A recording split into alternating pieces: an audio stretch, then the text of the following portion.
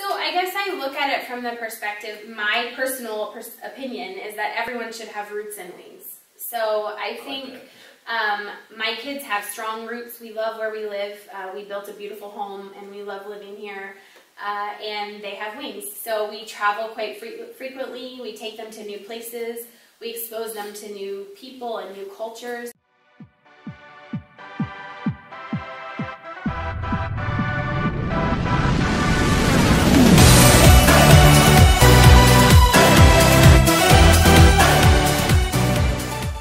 How are you guys doing today? This is episode 4 of Meeting Virginia. Today we have Angelica from Toddlin Across America. Hi everyone. So first I want to say I appreciate you coming out here. I know it might be a little bit inconvenient. It's about 6:30 right now, so she drove out here. I really appreciate it. But Sure. Thanks for stopping by. Absolutely. So yeah, I saw you on Instagram and I saw your Toddlin Across America, and I just had to interview you. We talked a little bit before in a restaurant and kind of had a little previous discussion, but I really thought, I think a lot of people could, more than your current audience already, could definitely benefit from hearing more about just traveling tips in general, but especially traveling with my crew. Yeah, that is just insane. I know people have a hard time just traveling by themselves, if it's one person or even 2 people. I can only imagine traveling with kids and as a whole family. That's just that's just insane. Well, traveling with toddlers, the top 2 things that you have to think about, you have to plan. Don't expect to be spontaneous and be successful. So always plan ahead as much as you can. And then number 2 would be have the lowest expectations possible.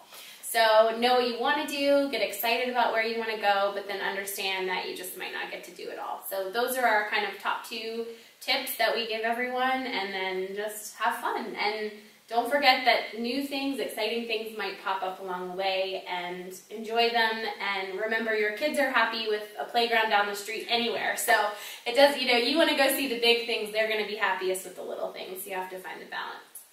Okay, that's a great tip right there. I like that.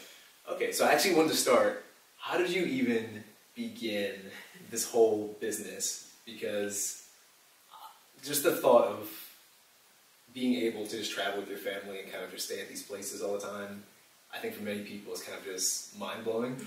So I wanted to ask, if you could just start from kind of the beginning. Sure. How did you start Toddling Across America? Sure. So I worked in corporate marketing for about 10 years, and I worked in all different fields, and I loved my job. I actually got promoted while I was on maternity leave, and fully intended to go back to work. And then we had twins. So this is Evie and that's Asher. They're 3-year-old twins, and that kind of threw a kink in the works because they were born early and they needed a ton of just attention and care. And so we just decided that I would stop working full-time. But I knew I still wanted to do something, so I started my own business, which was a marketing consulting firm, and I did that for a year. But I cut my hours to back to about 20 hours a week. Okay. And my mom, who's not in this picture, who travels with us and lives with us, actually agreed to help me out with the twins during that time. So it worked out really well. I did that for a year, and then we got the biggest surprise of our lives, Miss Bianca right here. We found out we were pregnant with her when the twins were 7 months old.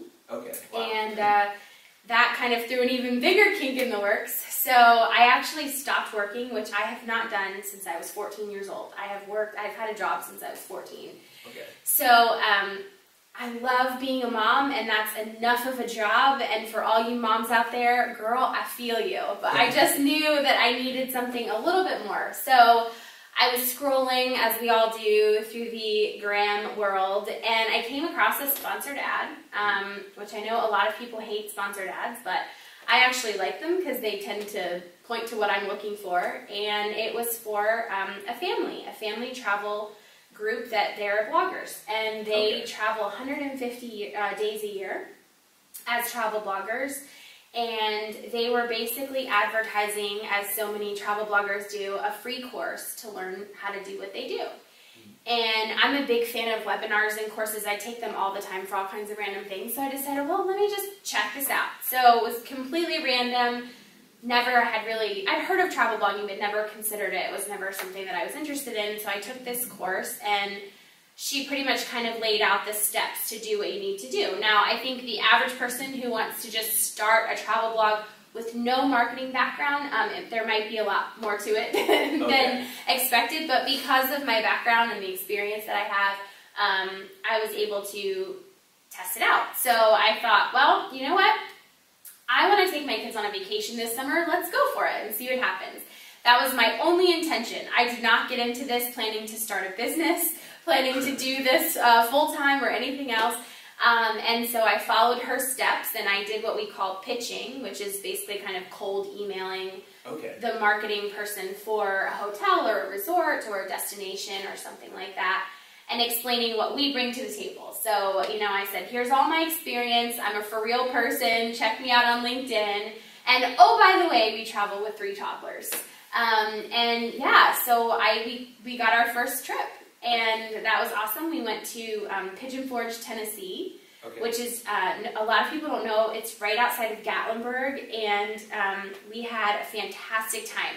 My husband calls it Country Vegas, and that's pretty much what it is. There's all these cool shows and lots of lights on the main strip and stuff, but it's really family friendly, so we got to try a new place we never would have visited before. And then out of that, I said, hey, well, let's just keep trying and see what happens. And so I just kept pitching, and it's taken off like crazy. And so now not only do we travel, but we represent different companies and brands that are interested in talking to moms about what they, you know, use for their children, feed their children, toys they give their children, that kind of thing. So, and just so you all know, I don't talk about anything on my blog or website that we haven't used in our own home. So I just want to make that clear. But yes, I have turned it into a business, and that's how we got started. Okay, wow. That is incredible. So you're one of the people that companies actually look for. Because I know a lot of people, I shouldn't say a lot, but a fair amount of people probably see the sponsored stuff, and they're kind of just like, let me scroll through that, right. Or let me go down the screen. I don't really care about these types of things. Right. I wanted to ask, so what about your marketing background, I guess, helped you out more to kind of start this business over, say if you're just some guy who wants to travel and kind of get paid for it, what did you do that kind of benefited you more that they might not be able to do? I think a lot of people get into kind of the travel industry. So, you know, you have travel journalists that obviously do this for a living, and they write articles for, you know, either for print or digital publications, and that's their job, to be travel journalists. Now, some people would say that travel bloggers are travel journalists. They just have a very specific focus. So I think what I brought to the table is I know enough about marketing and about the kind of industry to know that if you have a super unique niche, like 3 toddlers, that you will get people's attention.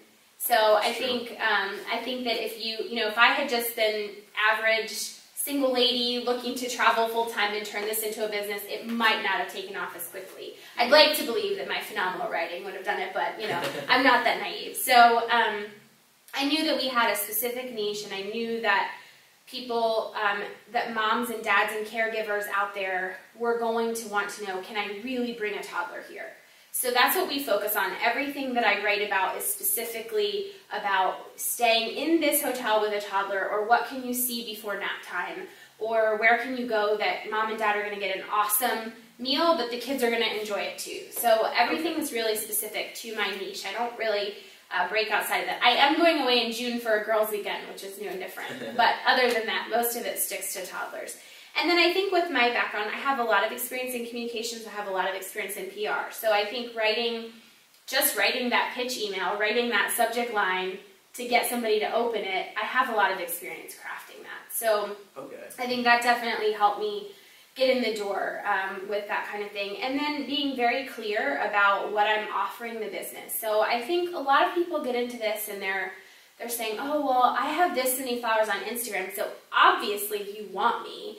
And so it's very, what can you give me? And I approach everything that I do is, what can I give you? And can we just experience your amazing place? That would be such an honor to do. And then I will go above and beyond to give you and help as much as I can and help spread the word about your resort or destination.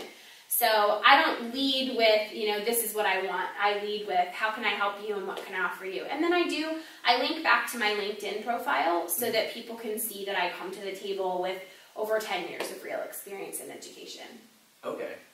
I think that's actually a really good point to make about the whole, kind of the bringing value first. Because I've heard of a lot of people who try to just, what can you do for me? Right. It's all about themselves instead of the opposite and kind of going, what can I do for you to help you out in exchange? How can we both mutually win in this situation? So, wow. So you said about the emails. If you could give a tip, I guess, about how to craft that perfect pitch email, what would be, I guess, maybe the one or two key things that a person should do if they want to craft that? Well, you definitely need to come up with a title that's going to get somebody to open the email. So the subject line, I use a standard subject line in every single email that I send, and I would say most of my emails probably get opened because I usually get a yes or a no. So I think that's the subject line that I've created really gets people's attention, and then lead with what you're giving them first. So, I'm sure people would let's say, hi, I'm Angelica. Great. What are you going to bring to the table? Then I'll figure out who you are and what you offer. So I always lead up front. We'll be in your area these dates. Okay. And I would love to feature your hotel as a family-friendly destination. We live and travel with 3 toddlers. So right up front, these are the things that are unique about me. Now, the interesting thing is I've had hotels get back to me and say, we love this. Your family's gorgeous. This is so much fun. However, our target market is actually newlyweds, engaged in newlyweds, because we're looking for, people that want to come here and get married. Okay. And they'll say to me, often the people in the wedding party don't bring their children, so we just really don't have a market for you, but thank you so much for reaching out. So, I try really hard to do my research ahead of time so that I'm not pitching locations that aren't family friendly or wouldn't be interested in what we have to offer. But I just make sure I lead with that. And then the third would be, why should they work with you? I mean, maybe you're just starting out, you don't have a huge portfolio of articles that you've written, or you haven't been featured in a lot of brands or things like that. So for me, it was, here's the experience that I bring to the table. I'm the real deal. And that's how I started. Now, obviously, my website's grown. They can see what I've written. They can see who I've worked with. And then always, always, always have a media kit. A media kit. So a media kit, read my content, so you can really see what are we getting if we work with this person.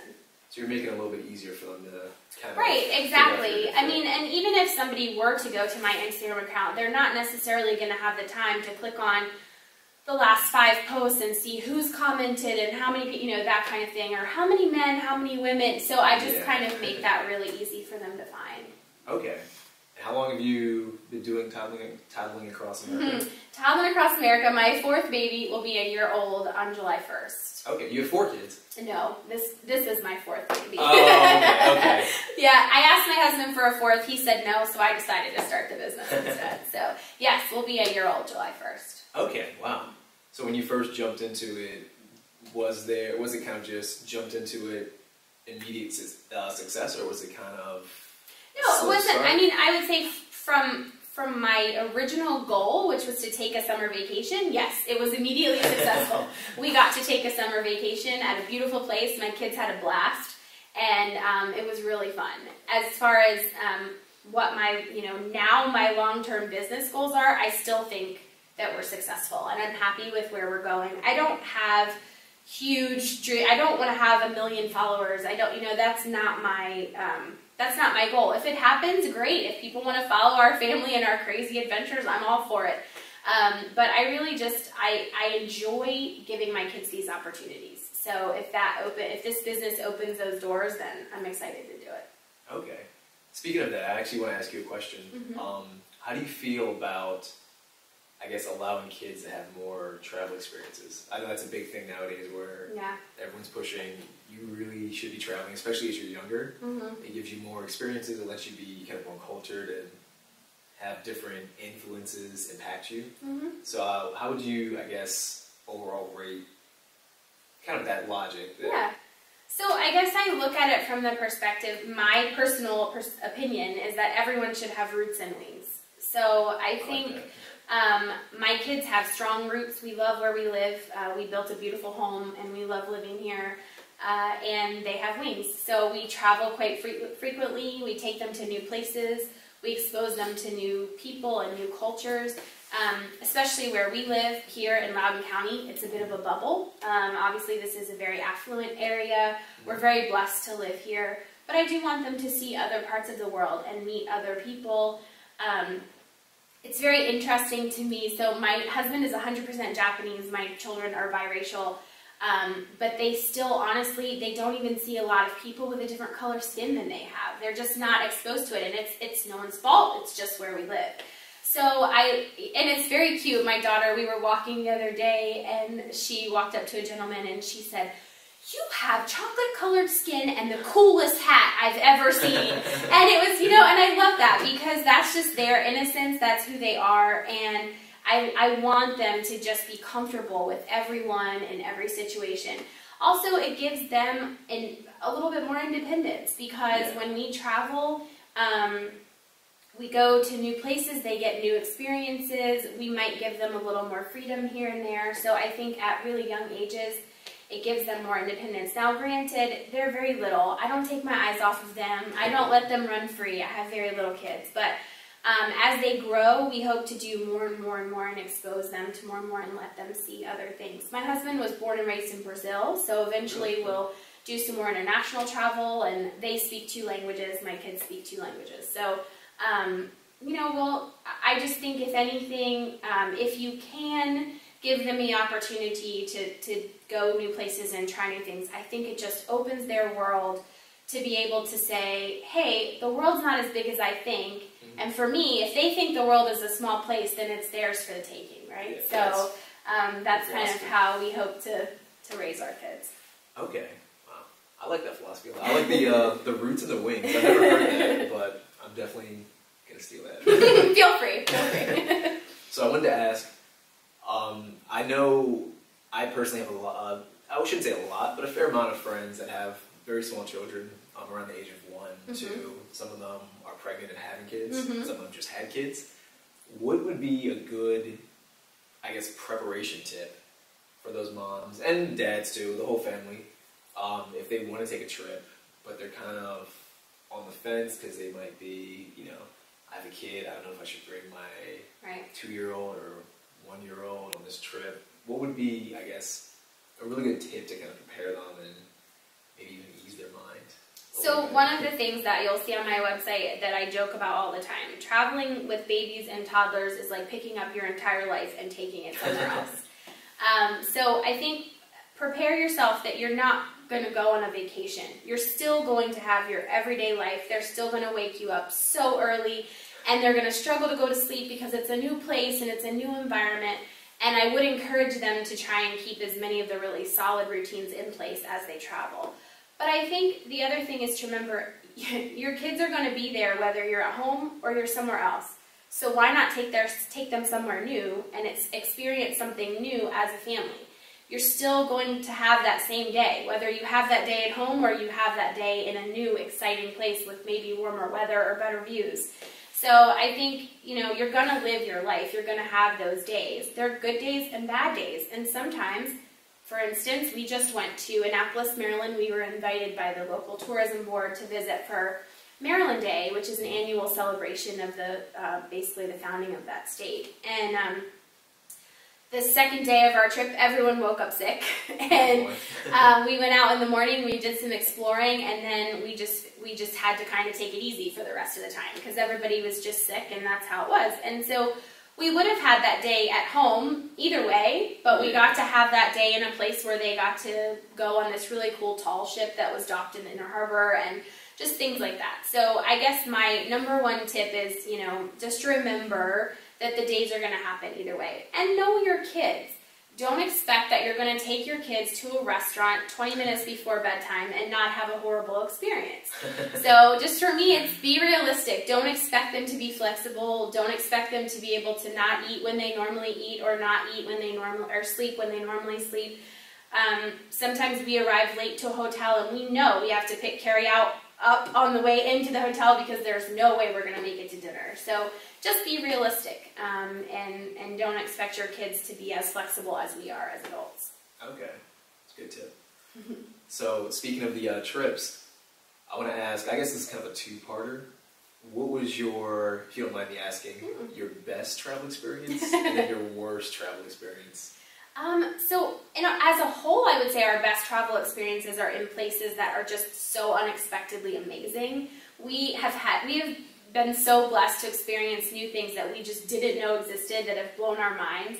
And one of those, which I would say to date has been one of our best, I wouldn't say the best, I could never pick the best, but one of the best, is we were invited to stay in Stowe, Vermont. We've never been to Vermont. It was a super long road trip, so it was really... we drove. We always drive for now, just because it's easier with car seats and things. And we were invited by Snowflake Mountain Resort, which is this gorgeous, it reminds me of the movie Dirty Dancing. It's this amazing resort that's really family friendly. It's gorgeous. And we just happened to show up during peak foliage. So it was the most beautiful thing I have ever seen in my life. The trees were the most gorgeous colors, and we have beautiful trees here, but it ain't nothing compared to this. And we were just driving home one night, the sun was setting, and it hit this whole mountain full of yellow and orange and red, and I have the most stunning pictures of my youngest just standing in front of it. So I was going to say, did you get pictures of it? We did. We pulled over. There was all these tourists that pulled over. In fact, strangers were taking pictures of my baby, which was a little odd. But I think they thought she was like part of the scenery. But yeah, so it was a lot of international people were taking pictures of my daughter. But yeah, so that was just the coolest experience. And to this day, my kids still talk about, let's go back and see all the colors. I mean, they really get excited about certain things like that. So. And then the worst travel experience is just when we show up, and it usually has to do with where we're staying, that there are just unexpected things. So one time we showed up at a hotel and the room was advertised as being comfortable for 6 people. We travel with 6 people, 3 adults and 3 kids. And that meant 2 people in 2 double beds, and then a pull-out couch, which obviously won't work when you travel with 3 small children. So, it was fine. We had a rough first night. We ended up having to book a second room the second day, and then we had a wonderful time. So it's just usually not getting somewhere and not really understanding what the accommodations will end up looking like. So. Okay, so it's more the place than the actual, more the place you're staying in, rather than none of the places we visited have been bad. We've had wonderful travel experiences so far. So, and I think sometimes people read my blog and they think, what, you never have a bad time? But the reality of it is we don't. I mean, we have just visited some really beautiful places and we've really enjoyed seeing them. So usually it's just the sleeping arrangements, which is why we just bought a 42-foot RV, and we will be taking our first RV trip next week. And then we will be traveling the entire month of May in our RV. So this is a new adventure for Toddlin Across America, and we are going to be going to Asheville, North Carolina, Nashville, Tennessee, and Memphis, Tennessee for the entire month of May. So we would love everybody to follow along in our new RV adventures, which will be a whole new experience for us. Are you going to vlog it? Absolutely. I was going to say, you have to vlog that. So actually, we don't, I know a lot of people have asked me this. We don't have a YouTube channel right now. We will, however, have a YouTube channel once we hit the RV. So basically, all of our content right now that you'll see on the website, and mostly Instagram and the website, it's all specific to the places that we go. So we try to feature fun things to do and things like that. Our YouTube channel will be pretty much strictly our RV experiences. Okay. So we'll be just talking about the campgrounds that we stay in and places that we stop and people we meet and stuff like that. So it'll actually be different content depending on which channel you're on. So follow us on all of them and you'll get the whole story. Okay, that's pretty cool. So people get to get more of a first-hand look at exactly what you guys are doing while you're on the trip, instead of kind of just maybe seeing the tips and. Well, and I think a lot. We are blessed. We work with a lot of really talented photographers that capture our family at the best moments. So I think people want to see a little more of the real. And so this will be the real. This will be the dirt and the grime and the me and my hair in a ponytail and no makeup and, you know, toddler tantrums. It's all going to be there on YouTube. So I look forward to seeing it. I think people love that, to be honest. Yeah. That's always interesting to watch. So I wanted to ask, I want to go back a little bit about you seeing an ad and just for whatever reason kind of going, this is interesting, let me try this out. I just feel like a lot of people can be kind of skeptical when it comes to, especially when it's ads and people kind of promising, if you follow these 3 steps, you can travel essentially for free or make a business traveling. How do you feel about the overall kind of skepticism that people have when it comes to those things? I mean, do you think it's healthy skepticism for the most part, or? Yeah, I mean, so I think the thing is,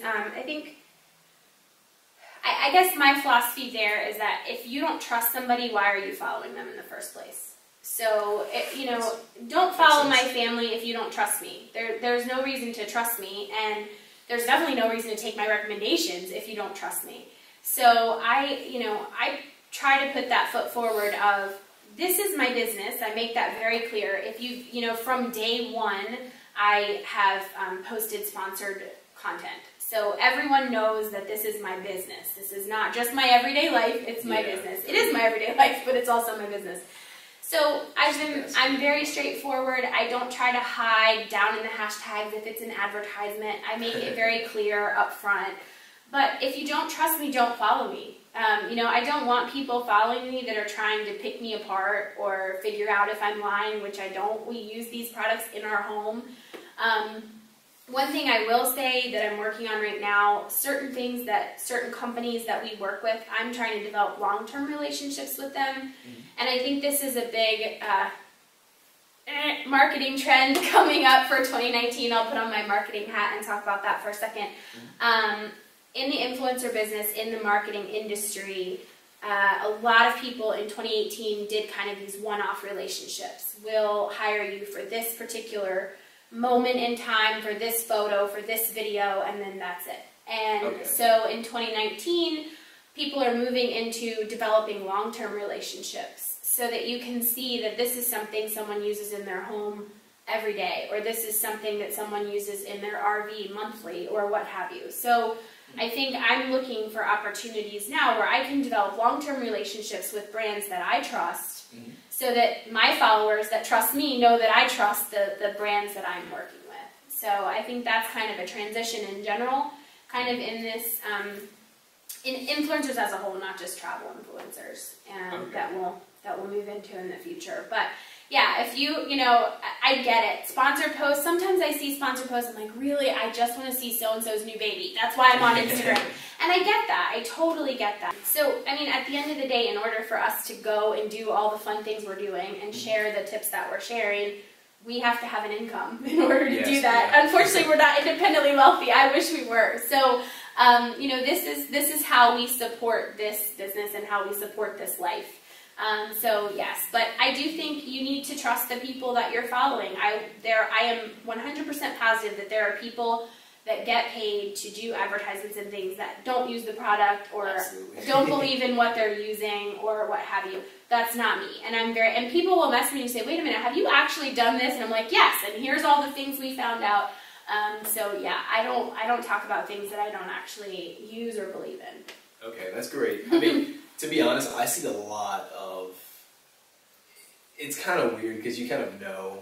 I don't mind it because I get what's going on. Right. But you definitely see a lot of influencers nowadays that they'll have, I don't know, some random, I'm just going to throw out random, like a blender or something. Right. It's like, do you really use that over-the-top blender? Right. Or are you just promoting it because someone paid you X amount of dollars to put it on? Or because you just wanted that free over-the-top blender. Yeah, it's just like, okay, this person.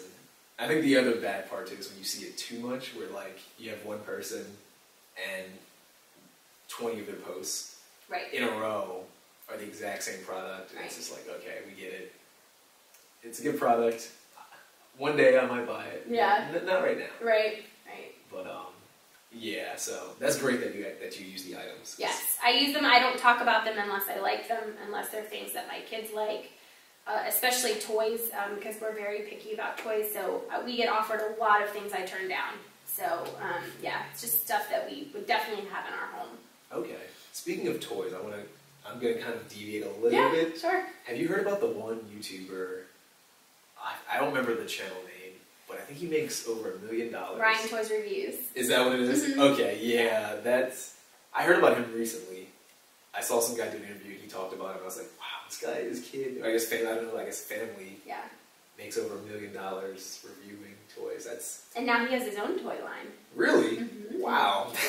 I just saw it in Target a couple of days ago. Wow, how long has he been doing that? I'm curious. I have no idea. I don't know much about him, and I don't know when he kind of started, but yeah, I mean, I think in the beginning it was just kind of like, hey, watch me play with this toy and check it out. And his family helped, and now it's just exploded. Wow, that is insane. It's the power of branding. It really is. It really is. Well, so a part of the show, it's supposed to be real estate related. Mm-hmm. So I always ask people when they come on, what is your favorite thing about Loudoun County or Virginia, and what's your least favorite thing about Virginia, if you have one? Yeah, no, sure. So we we kind of ended up in Loudoun County as it was a bit of a fluke. My husband's company brought him here from Brazil, and so he ended up in Loudoun County because their home office was here in Loudoun County, and so he was actually in Ashburn when we got married, and so I moved in with him when we got married, and then we just fell in love with it. I think this is, I like to have both sides of life, so I like to have the country and the city, and I think Loudoun County gives you access to that. That is true. We actually live out on the outskirts of Loudoun County, almost to the Maryland line, and so we live on 2 acres, and we have a beautiful property. It's very quiet, but 45 minutes up the road and we're in DC, right? So I really like to have access to kind of all the different parts of life, 4 seasons, city, country, and all of that is here in Loudoun County. And many of the areas here are very family friendly, and I think there are a lot of different price points as well. So a lot of people come to Loudoun County and think, well, you can only live here for a millionaire. That's not true. I mean, there are a lot of different price points in this area. We lived in a 2-bedroom condo that was very affordable. Now we live in a 5-bedroom single-family home. So, there's the whole gamut there. And we love it. We absolutely love living here. We also homeschool our kids, or will be homeschooling, and there's a very big homeschool community in Loudoun County as well. I didn't know that. Wow. Okay. Well, so what would your worst thing? Traffic, but that's everywhere. I mean, we live off of Route 15, which it's just a very difficult road to live off of, and I think it will be expanded in the near future. But my husband and I both work full time from home, so we don't really have to deal with rush hour either way. Okay. So it's not really a struggle for us, so it's great. But yes, traffic is a little bit of a beast around here. Yeah. I remember a previous episode we had of Meeting Virginia. We were talking about, I know for me personally, I love pretty much everything about Virginia so far, from what I've seen. I just don't like that you kind of have to have a car, at least from what I've seen, to get anywhere. Yeah. I'm a fan of kind of just... Not necessarily a walkable area. Yeah, everything's highway, and it's very But distant. a lot of the communities have trails and things like that. So there is a lot of kind of walking infrastructure built in, which is really nice. Yeah, that's true. I'm curious, if you don't mind me asking, which city do you live in that... We live in Luckett's. Luckett's, okay. Luckett's, Virginia. Okay. So our mailing address is Leesburg, but we live in the town of Luckett's. Okay. I recently heard about Middleburg. I wasn't too familiar with Middleburg, and someone I know was saying that someone bought a house down there for about, I want to say $400,000 or $500,000, but they had several acres. That's really nice. I was like, wow, where does this person live? And he's like, Middleburg. I was like, Another really cool thing that a lot of people don't know about Virginia is there's something called Love Work. Okay. And all over the state of Virginia, there are these huge LOVE signs in all these places all over Virginia. So one of them is in Leesburg at Rafflo Park. So if you get a chance, go check it out. Okay. And there's one in Percival right outside of Magnolia Mill Restaurant. And then we just found one in Chincoteague, Virginia, off of Main Street. So they're all over the state, and they're all huge, just love signs. I've never seen any of these. Yes. So actually, if you go to my Instagram or my website, we have a really cool scavenger hunt where we went looking for big letters with our kids, and we found these love signs. So now it's our mission to kind of get as many love signs under our belt as we can. But that's something we love about this state. I gotta be on the lookout for those. That's awesome. Okay. Well, so one of the last questions I wanted to ask you, how do you see Toddling Across America progressing over time? And I ask just because it's Toddling Across America. And of course, unless you have some secret formula that we all want to know about, eventually they're going to get older. They are. So I wanted to, if you don't mind me asking, no. What is kind of the future, I guess, 5-year plus plan? So I think the Toddlin kind of verb will die off in the next 4 years or so for our littles. My littlest is just about to turn 2.